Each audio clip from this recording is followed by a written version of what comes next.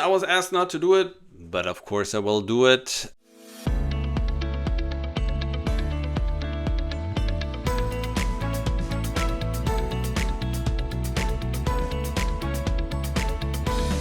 Bom dia, gente! This is Frederick from Pearl to Portugal.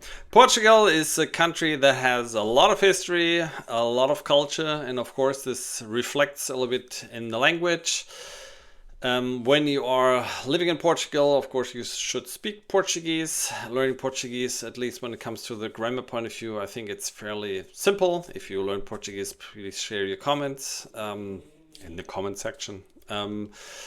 But of course, there are always some special expressions and proverbs that exist in Portugal. So this video is about some first expressions and proverbs that you should know when living in Portugal. I did this already in the past. I will introduce the proverb and expressions in Portuguese and translate to English. I give you 3 options so you can guess what it means. And then I will give you the solutions. So let's start. If you know any other proverbs that you think we should introduce, please leave them in the comments. If you have an opinion about the proverbs, some of them are normal, some of them are a little bit more direct, let's say it like this, or Galho, let's see. Any suggestion is welcome. And also what you think about the proverbs, please leave your comments in the comments, and if you like it, also of course follow us and leave us a thumb up. Let's start. First proverb, it's called Muita Merda. That's something you express towards another person, obviously. So what you think it is, translated, it means lots of poo, lots of shit. How about I get banned for that expression? So what do you think? It's A, somebody wishes you bad luck. Is it B, somebody wishes you good luck? Or is it simply an expression in Portuguese of frustration when somebody is not really happy with things you did? It's number B. I think in English you have a similar expression. In Germany, we wish somebody to break his neck and leg, which I think it's a quite brutal way to say. Wishing somebody a lot of poo comes, or shit comes from the past. So when you were doing a show, for example, as a theater, people usually came by horse. And if there were a lot of people attending your show, of course, then you had a lot of shit in front of your show. So that's why you wish somebody a lot of shit in Portugal, or a lot of horse poo. Because this meant in the past it was a success, and this translates even to the current time. So if you would like to wish somebody good luck, wish him muita merda. But if you receive it, you cannot thank, because this will reverse. Portuguese are very superstitious. This will reverse the good luck into bad luck. So never say thank you to muita merda in Portuguese. So the next expression is something you will hear quite often. It's called epa. I think there is not a literal direct expression, epa. So what do you think the expression means? Is it A, nothing? It's just to fill the conversation if you don't know. Is it B, receiving a friend, like pa, like a buddy, hey buddy? Or is it C, an expression of joy that you say epa, like the Latinos say all the time? So what do you think it is? It's number 1. It doesn't really have an meaning, or it's not really an expression. You hear this very often when people, instead of saying they say epa.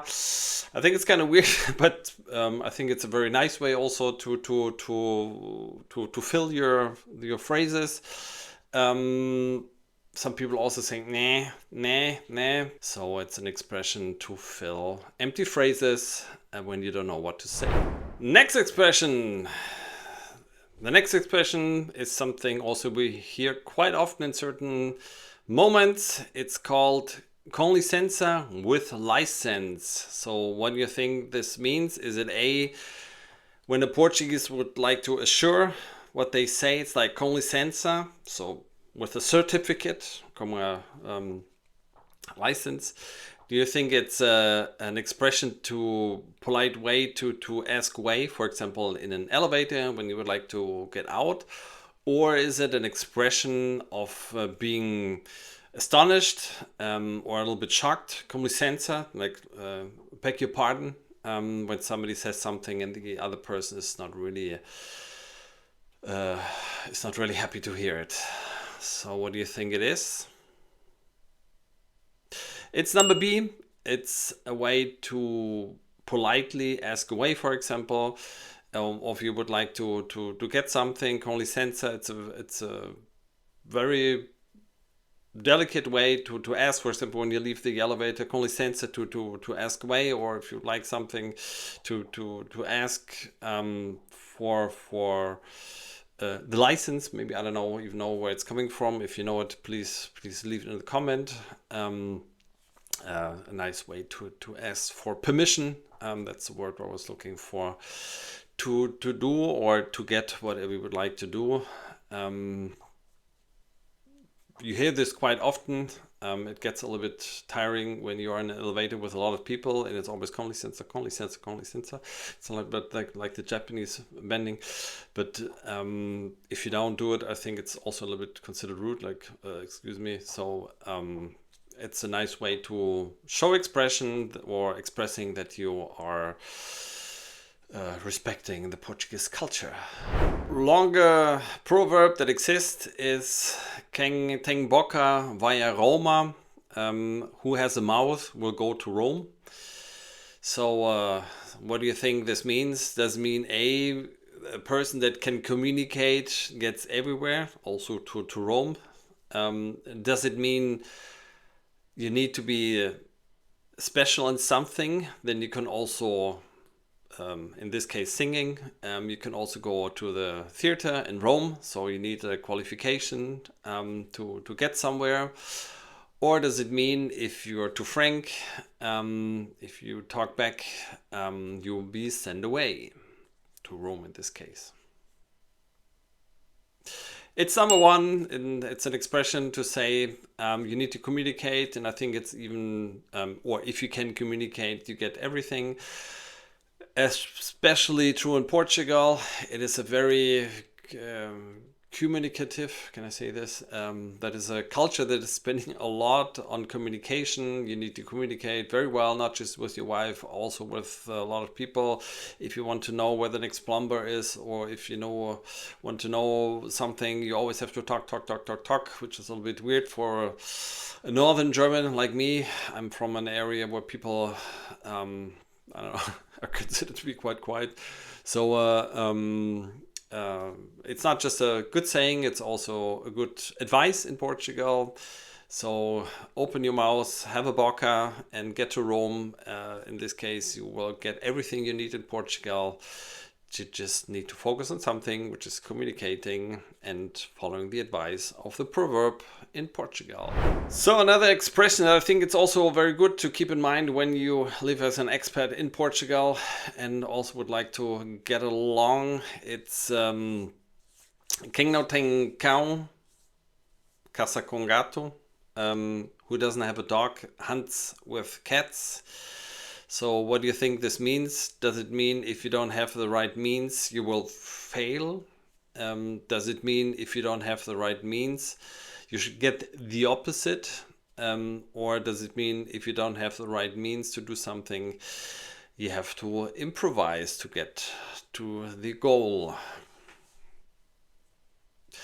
It's number C. It's an expression, and I think this also reflects in my personal opinion, a little bit how you get along in the Portuguese society. People are not so straightforward. If one thing doesn't work out, there's also another expression. If the door closes, a window opens. In the German version, it's only doors, but still, obviously, windows are considered also to be practical in Portugal. So not everything is straightforward. Some things take the time. Everything happens somehow and everything comes to an end. But it's usually not that linear that you maybe are used to from other countries. So I think it's also the way you work and live a little bit. If this doesn't work, then I try something else. So if you would like to get along with Portuguese society, learn, if you don't have the right dog, to hunt with cats. Another expression that you don't need necessarily to survive in the Portuguese culture, but something you hear more from elderly people. In this case, I'm also very curious to hear your opinions. It's Mudar Água, Azeitonas, to change the water of the olives. So what do you think this means, changing the water of the olives? Is it A, that you solve a conflict? Is it that you are preparing dinner? Or does it mean that you're going to the restroom? It's number C. It's not a dirty way, but I think it's not a typical way to say that you're going to the restroom. I think it's more an elder, I'm 51, so maybe my generation, older way to say it. I honestly didn't hear a lot of other ways to go to the restroom, a little bit more kalau, informal. If you know something, please leave them in the comments without igniting the Google algorithm to ban this video. I'm curious, maybe my friends and my family are very polite, and I never hear this. In German, we have a lot of ways to say this. I'm going to the restroom in many manners. That's the only thing I know that is a bit more kalau. So if you know it, otherwise, if you want to impress somebody, then you can change the water of the olive oil, tell them, and go to the restroom. One more expression or proverb that it's not so obvious and you maybe have to think about. It's Cada Macaco no seu galho. So each monkey for its own branch. So what do you think this means? Does it mean everybody will find its love because every macaco will find its own branch? Does it mean that everybody should stay in its own realm and take care of its own problems? Or does it say that a macaco that is stupid or monkey that is stupid will fall from the branch if it doesn't look out? It's number 2. I don't know how they came across this because they don't even have a lot of macacos in Portugal. Maybe that's something that came to Portugal with the colonization. But it's quite straightforward. So if you want not to mind somebody, it's own business. But if you say, you know what, you take care of your things and I take care of my thing, you can say this. Cada macaco no seu galho. I think it's a polite way to say, stay out of my life. For now. So the next one, I was asked not to do it, but of course I will do it because I'm also living in Porto and there's no way you can survive speaking Portuguese and living in Portugal without knowing the expression, the famous expression, the most known expression in Portugal that everybody understands, from Algarve to the north, from the Spanish border, the eastern Spanish border to the Atlantic coast. It is foda-se. Well, it's an expression. It's F-U-C-K it. It's used, I think, a little bit differently in English. So what do you think it means? Is it a romantic way, number A, to start a conversation with a person that you like? Is it a way to insult somebody, like F you? or is it just an expression of frustration where you think, F it, darn it, I should have done better, something like this.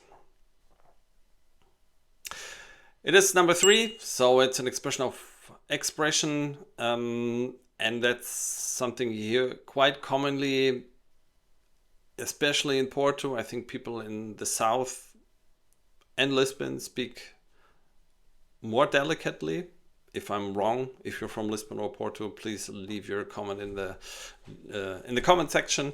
But I think it really like this. My father-in-law, if I drive with him along in the car, you hear a lot of words you wouldn't share with children, but it's just part of the culture, I think, somehow, in the north, in Porto.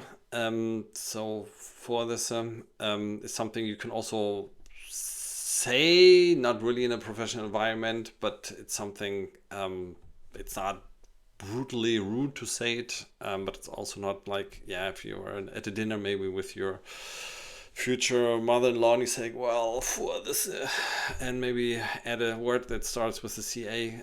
If you're Portuguese, you probably know. Please leave it in the comments. But it's a common expression.